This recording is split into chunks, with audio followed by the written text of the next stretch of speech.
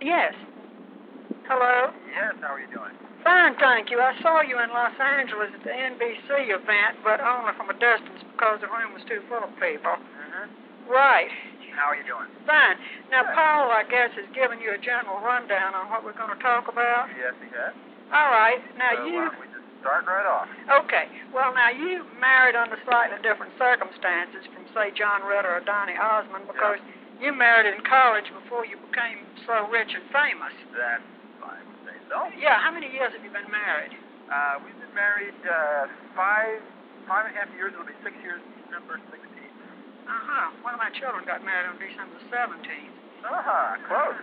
Did they have like a Christmas type wedding? What were you in college at the time? Junior, senior, or what? I had just, I was a senior, but I had to come back the next year to do my student teaching, so I was just finishing school up at that time. How about your wife? How much more did she have to do to finish? She had left school, and she was not going to go back to school. She was going to do a flight attendant. She had only gone through the first about 2.5 years of college. Okay. This sounds like a terrible question to ask a happily married man, but I think anybody in the world, I've been married 38 years myself, and I think anybody in the world who's been married for any great length of time has had certain days when the thought crosses their minds, did I do the right thing? Have you ever had that cross your mind? I think, everybody does. I mean, it's no way I once asked Harriet that. Nelson that. She said she never had thought such a thing, but I think she lied.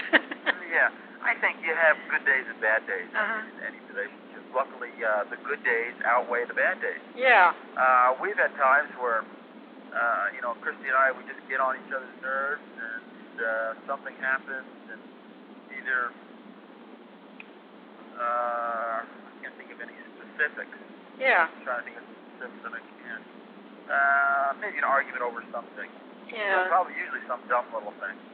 But and at that time you think, why did I do this? Or I could go out, I could have a good time doing something else. But it always seems to work out to the best, and we always stay together. Well, now, I don't say this to be name dropping, but it happens to be true. When Elvis was alive, we got along quite well, and I know Priscilla real well now. I'm just giving you this for background. I think it's because I was from Tennessee, so they accepted me, sort of. And I know one time my husband and I were at one of his openings in Las Vegas, and girls were chasing him, and he was somewhat reacting. And I said to my husband, Elvis is really a fool when he's got a wife as gorgeous as Priscilla and such a nice girl, and he's messing around with these little tramps. Yeah. And Ray said, but said, with the opportunities he's got, if he didn't succumb occasionally, he wouldn't even be healthy or alive. Now, have you found that the temptations, since you're becoming more famous, have increased to the point that they're almost irresistible? No, they have. I would say they've increased, but not becoming irresistible. I have a good marriage, and I wouldn't want to do anything to mess that up. Yeah, well, I knew if I went out and fooled around on the side, my wife would be very disappointed, and I don't want to disappoint her. So in that way, I sustain doing anything.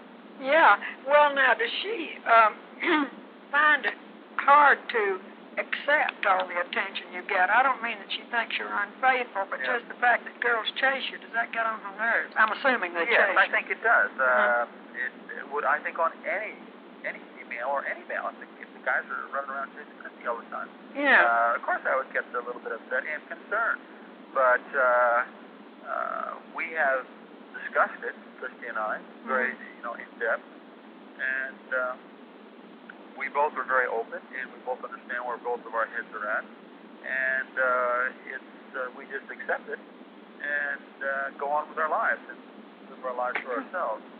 Has anybody said to you that you would fare better as a potential series star and so forth? I mean, because I heard you say that you have a deal for program development with the network. If you were single, do you think that being married interferes with your career any? No, not interferes with my career, no. But I think I am a little bit more concerned of Christy's feelings Mm-hmm. to me doing something. Whereas if I wasn't married, I wouldn't have those concerns. Yeah. But it's not like it's holding me back at all. I think it a lot of times makes me look at things with a little bit more taste, Mm-hmm. you know, and trying to not do anything that would affect my marriage. Up to now, you know, I haven't done anything like that. I'm very conscious of that. Now, But I don't think it's holding me back. even when you married, though that was 5.5 years ago, well, in fact, particularly when you married, I believe maybe the new morality was more the rage then than it is now. Now it seems more people are getting married than aren't. Yeah. But at that time, there was a great deal of just moving in together. Right. And why did you not decide to go that route? We did, sort of in a way, for about 5 or 6 months Mm-hmm. in Iowa before when we were in college, Mm-hmm. and we had spent an awful lot of time together Mm-hmm. at that time. It wasn't. I still have my apartment. She had her apartment, but I spent more time over at hers than I did at mine. That's for sure. But so in that way, we did have a little bit of an idea of what we were getting into. But But I then why? think as soon as we got married, that completely changed. I mean, that was it was a whole. You think, well, it's only a little piece of paper, but it certainly did. It certainly does change things. Well, now tell me how it changes things for the better. For the better, Mm-hmm. I think you become tremendously closer Mm-hmm. in your relationship. There's just more of an obligation now to the relationship. Not talking about other obligations Yeah. as far as the supporter and all that sort of stuff, you know. But you have more obligations in the relationship. I think it puts. I think it just makes it a lot stronger. Uh-huh. Yeah, that's something that, well, I never did. I mean, I just flat got married and that was it. But I've heard, but I do know that is the case from hearing a lot of people say that piece of paper is not just a piece of paper, really. No, So it's hard to it controls explain. your emotions. It really does. Did you have a religious ceremony or a civil or what? Yes, it was somewhat of a religious ceremony. Christie's a member of the, well, I guess it's a reorganized church Mm-hmm. of Jesus Christ of Latter-day Saints. Uh-huh. Now, that they don't consider themselves Mormons or anything, but it is a branch off the Mormon religion. Yeah, now that brings up a question. According to the faith of the just straight out Mormons, you have to marry, as I understand it from Donny Osmond, if you marry in the temple, you're married for all eternity, not for this earth, but forever. Now, how about Christie's faith? Are you married for eternity or what? No, they do not have that. Do they believe in divorce under any circumstance? Yes, I should have probably discussed that with you more, but as far as I understand, because I am not a member of the church, Mm-hmm. and as far as I understand it, you know, obviously divorces aren't looked upon highly, but you know, people go through them all the time. Well, now, the reason what I was getting at here was, I was an Episcopalian. Lately, I have withdrawn into the Anglican Church, but not without getting into theology. Anyway, during my formative years, the Episcopal Church did not recognize divorce whatsoever, period, except perhaps for infidelity in certain cases. And so I knew when I got married, I was getting married for good, so I better be pretty darn careful whom I married, because I was going to be stuck. So I gather you and your wife, though, didn't go into this with this feeling that, you know, you're there and there's no way out. Yeah, no, we didn't at all. And I couldn't, it actually never even crossed my mind. As far as I knew, we were getting married, and at that time, when anybody gets married, it means you're going to be married for a lifetime. Well, not anybody. I know some who go in with one foot out the door. Have your parents been married for a long time? My parents were married for about, 30... well, it was 30 years in 1972, so they're, 36 years? Yeah. Well, the reason for that question, I was thinking, I think people who come from homes where the parents have been married for a long time do have a more stable view of marriage. Uh-huh. Yeah, Christy is the same way. Christy's family mom and dad have been married for 30-something years, and but they are in the process now of getting divorced. My goodness, I'm sorry. Yeah. Okay. What are the drawbacks you found to being married, or have you found any that are worth mentioning? Drawback. Yeah. As far as my career, or As far as anything. I mean, the theme of this is marriage is better, but yeah. No, I feel like I can't think of any drawbacks in the sense of holding me back in anything I would like to do or anything she would like to do. Christy and I in our marriage, and if you'd like, I'd like you to talk to Christy. oh, I'd love to. And if she's available in a few minutes, one second, let me get her.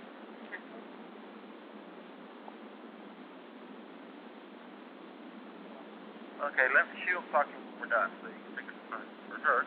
But as far as drawbacks, no, I don't feel like it. One thing I wanted to say about Christy and I is we're two very independent people. She is very independent, and so am I. I do my thing. I have my career that I do, that I work on daily, work very hard at. And she also has her career. She's got her own business. She's a very good businesswoman. What's her business? She's got a business where she fixes up old homes. Oh. And that is completely her business. I have nothing to do with it. I'm not on any, on any papers or anything. It's all her thing. She also runs the corporation that we formed after the game. As far as all of my business, what I do, she runs that. You might say she's the boss. You have separate bank accounts, I take it. Yes, we do. We do have separate bank accounts, and I think that way we get along very well together. But we also enjoy doing our own thing. And she is not living her life through my eyes, and I am not living my life through her eyes. So in that way, it gives us a lot of independence, but in a lot of freedom. She never puts any restrictions on me, and I don't put any restrictions on her of what she'd like to do, either professionally or socially. If she wants to take off and go to her sister's house or her friend's house for a week, fine. Hey, I'm not going to stop her. And she's got to live her life and do what she wants to do. Well, now, there's one little thing here.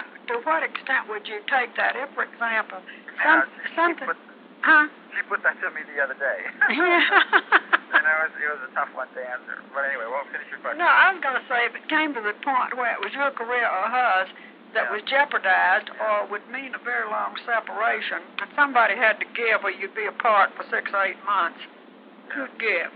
Okay, just 1 second. I'm going to 1 second.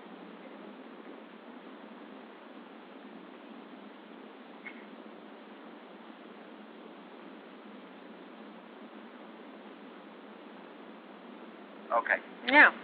And I'm sorry, we go back to that question? Yeah, I just said if it came to some situation where it was your career versus her career, or it would be a matter of being separated for 6 or 8 months, who'd give?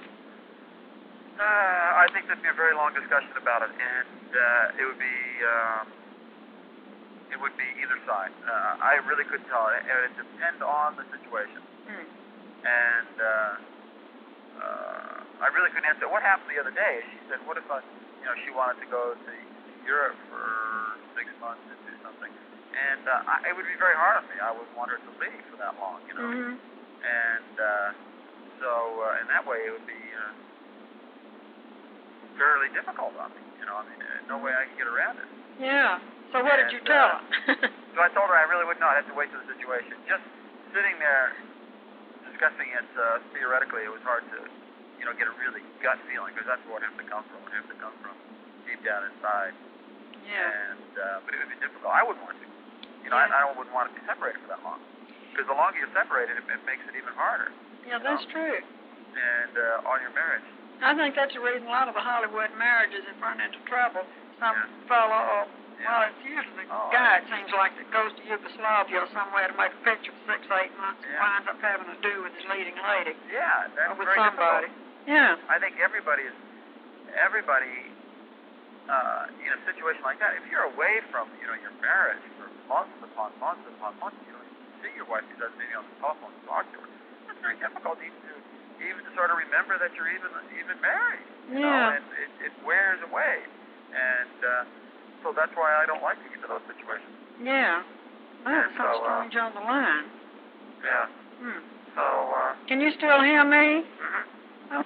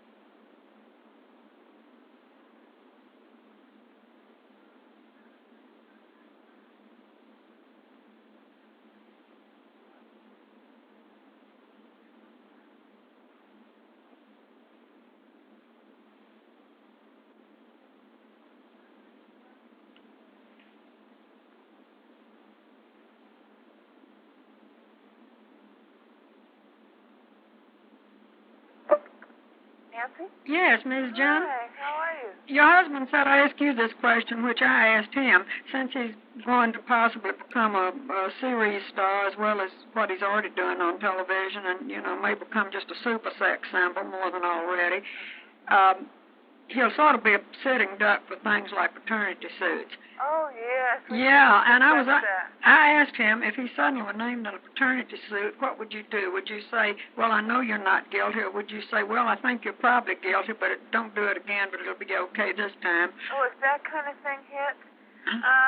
If it was like a paternity suit, I would think that he would not guilty. I would just automatically think, that's just something in my mind that I think most people are doing as an opportunist. You know? That's the thing. Married men seem to be more likely targets than single men, I think, because these ladies figure the married guy may settle out of court and avoid talk. Right, and also because of the fame and the publicity and the money and all those things, I would just think that a woman that would do that kind of thing is an opportunist rather than someone that it actually truly happened to. So I would probably likely to not believe, and I would probably be likely to be his friend on something like this and try to help him as much as possible out of the embarrassment. Well, that's awfully nice. I've worked around Hollywood for years, so I know a lot of people on different levels. And I'm trying to figure out where your accent is, Southern accent. Right, I'm in Tennessee, but I lived in California 25 years and just moved back to Tennessee recently. But from having lived there so forever and ever, I'd introduced Chad Everett to Shelby Grant, whom he married. Oh, sure, we know them. Yeah, and the day that Elvis was named in that paternity suit, I was out at the Everetts, and Shelby and I were in the living room, and Shelby said, well, you know, if Chad ever got into a thing like that, of course, at the time, we thought Elvis was probably guilty. We hadn't seen this lady and figured out how ugly she was. But anyway, she said, if Chad got mixed up in a thing like that, said, I would throw him out. I said, Shelby, don't say that, because, you know, you never know when some cuckoo may file a suit. Yeah, and they had happened to them. And then it happened to them, and, of course, she reacted totally differently. She, you know. Well, so often you say that you're going to react this way or that way, and then under the stress, the emotional stress of the situation, it's different. You know, I try to say that I would react such and such if my husband, was involved with another woman, but I really can't be positive until it happens, you know. But in a paternity suit, I really feel strongly that I would just not believe that it was true, and that I would believe that most likely it was an opportunist. What is the hardest thing about being married to a star who's ascending on other levels? He already ascended athletically, of course, but now ascending in a more general way so that, you know, more and more people will know him.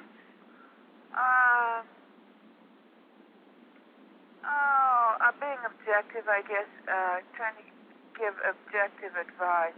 I think that's next to impossible to give objective advice, you know. And he and I have always depended and respected each other's opinions so much that so often when he asks my opinion or my advice, it's so hard to step outside myself as a wife and look at him as a career person and try to give my opinion on that. And that's probably the hardest, just to really step outside myself, because oftentimes your needs as a wife are going to cloud a piece of advice, you know. Mm-hmm. And so you really have to separate the two. Now, I asked him this question. Let me see what you say. You have your independent, separate careers. Suppose it came to the point where one of your careers was in violent conflict with the other's career. In other words, suppose he were asked to go to South Africa to make a movie that would be on location for 6 months or something like that, or to do a series that was going to be shot in its entirety in Japan or whatever. Yeah. So it would mean that you might have to give up your business entirely. Who would give? It really depends on the situation. I think most likely I would give. Not that that's right or wrong, but just that that's sort of the pattern that we've established. And in fact, sometimes I think it is wrong, but we've just, and so many other couples in the same way, established the pattern that the husband's career comes first. And but that wouldn't always. It wouldn't always be that way, you know. There are some situations where it wouldn't.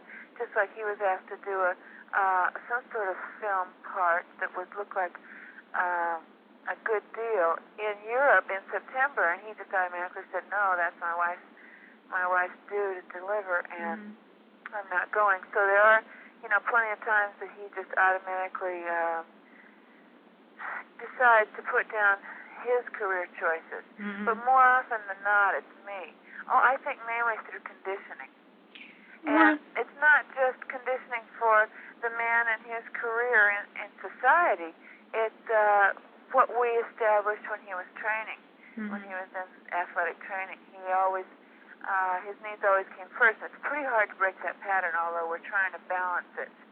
Yeah, now, actually, I don't think it's a bad idea anyway, because whether this is right or wrong, and actually I don't really think it's wrong, it's much harder for a man to go around being known as Mr. Doris Day or Mr. Barbara Stanwyck or whatever than it is for a woman to be known as, say, Mrs. Bruce Jenner. Right. It's just, particularly if you have children, I think it'd be real hard for a child to grow up in a household where the father very obviously was the satellite. Yeah. I guess. I think it would be anyway. And particularly since it's just something that doesn't happen very often. You don't see it very often, and it seems more unusual. Of course, if your mother's Queen Elizabeth II, that's a whole other kettle of fish. There's no way to get around it. Right. But I think, you know, it depends so often on the situation of whether or not it's going to detract from your own career. Just like the other day, we were talking, there was an editorial in Playboy magazine last month on all these women's movies lately. Yeah. You didn't happen to see that, did you? No, I didn't. It was just so amazing. This person was putting down all the movies of today, saying that men were just pawns, to women being the stars, and they were looking for milquetoast men to be supporting actors, so that all the women could be the stars. And this person was going on and on about how unlikely these situations would be. And what's the name of the movie? Jane Fonda and Vanessa Redgrave. Oh yeah, yes, I know the one you're talking about, and I'll think of it in a minute. Right. Well, anyway, I know what it is. Anyway, did you see that? No, I didn't. Oh, well, in this movie, Jane Fonda was, for her own career needs and her own personal needs, really needed to take off to Europe. Yeah. And for an indefinite amount of time. I mean, it wasn't forever, but she just couldn't say exactly when she'd be back. And her husband, since he loved her, said go. And in this editorial in Playboy, this guy was saying, now, really, how often would that happen? A man would not just say go. And I really take issue with that. I really think that my husband would, if I was really needing. Well, he just said that y'all discussed that, and he'd have to think about it a long time. Yeah, well, it depends on how strong the needs were. In her case, the part that she was playing, her needs were so strong that she really needed to go. And I'm firmly convinced that if I was in that same situation, that my own emotional or professional or both needs are so strong that I need to go, he wouldn't hold me back. Yeah, but don't you think that if you felt a need that was so strong to go off to Europe for some indefinite length of time, 6, 8 months, forever, a year, or whatever, if you felt that need much more strongly than you felt a need to be with your husband and help him when he needed help or to do whatever and share things with him, your marriage would be in some trouble anyway. Because you'd be putting yourself first before him. Yeah, and then you'd be putting yourself completely, I mean, no matter how independent a person is, if you're married, marriage is still a partnership. I mean, it's not two totally separated persons, so it's really not a marriage. And, right, that's true. But I think that there are times that if you don't pay attention to your own needs, if they surface very, very strong like that, and if you don't pay attention to them, then it's going to ruin your marriage. Because I think it's going to build up. Number one, you're not taking care of yourself, and if you don't have a strong person in the marriage, forget it. So you've got to nourish that strength. And if you totally ignore your own needs, you're going to not nourish what you need, and then you're going to be resentful. And as soon as that resentment builds up, that's something that's just a time bomb in a marriage. Well, so I think it weighs back and forth. Sometimes you do have to take care of your own needs for the sake of the marriage. Well, let me ask a totally different question. At the time that you married, of course, you knew then that your husband was going to be a successful and probably very famous athlete, so you probably didn't know how famous. But if you could have foreseen the way his career is going in show business, would you have been reluctant to marry him?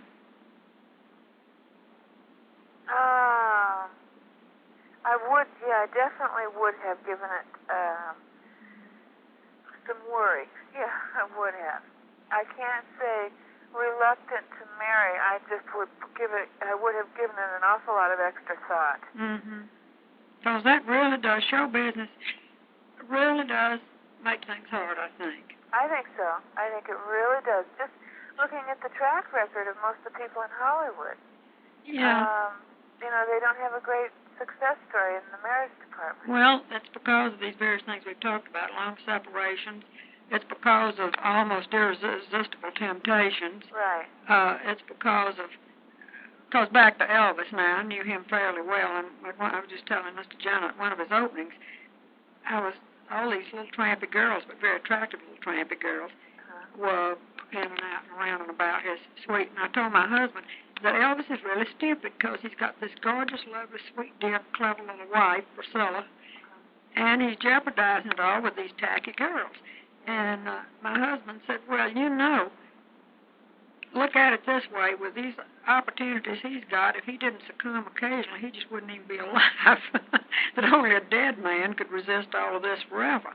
I don't know. I think that's one man's opinion. Well, it may be, but I mean, that was the point is, in show business, the opportunities are much greater than they are in some places. Definitely. Yeah. Because the irony of what strikes me a lot is that so many young women find Bruce attractive, and he's really no more attractive than he was before, and nobody paid any attention to him. Yeah. So it just goes to show that it's the fame that's attractive to them. Yeah, John Ritter said something funny not long ago. He said, where were these girls when I needed them? Yeah.